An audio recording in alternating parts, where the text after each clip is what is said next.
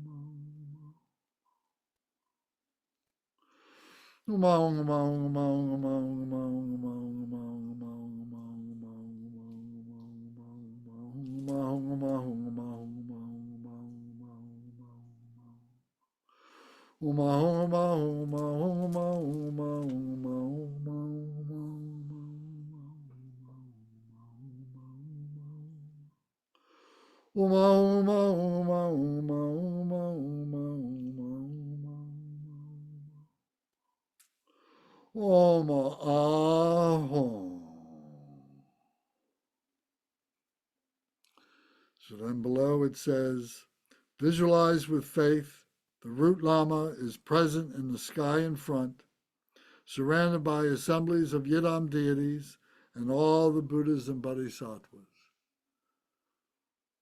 So now we're stabilizing the view. The root Lama, Vajradhara, Samantabhadra, Shakyamuni Buddha, all the Buddhas have the root Lama within them. In front, surrounded by the assemblies of the Yidam deities, and all the Dharmas, all the Buddhas and Bodhisattvas.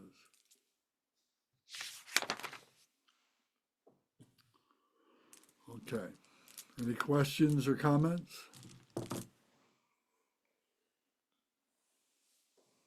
Is it starting to come together? Okay. Practice helps. I beg your pardon? Every practice helps.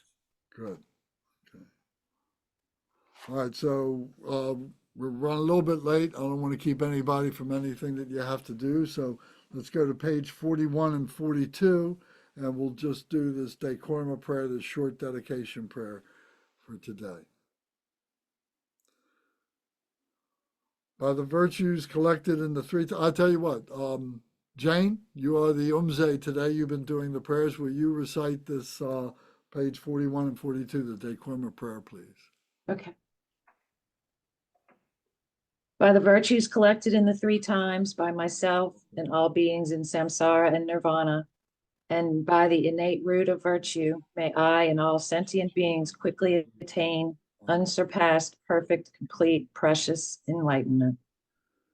May the teaching of the great Drikung Kagyu, who is omniscient, Lord of the Dharma, master of interdependence, continue and increase through study, practice, contemplation, and meditation until the end of samsara. Saramangalam. Om. Om. Ah. Om. Om. Ah. Om. Om. Ah. Om. Om. May my body, speech, and mind become inseparable with the body, speech, and mind of all the enlightened ones for the benefit of all sentient beings. Thank you all very much. Thank you, Lance. Thank you. All right. Have a good rest of your day. May your feet not touch the ground. Thank y'all. All right. Bye, everyone. Thank you. Bye-bye.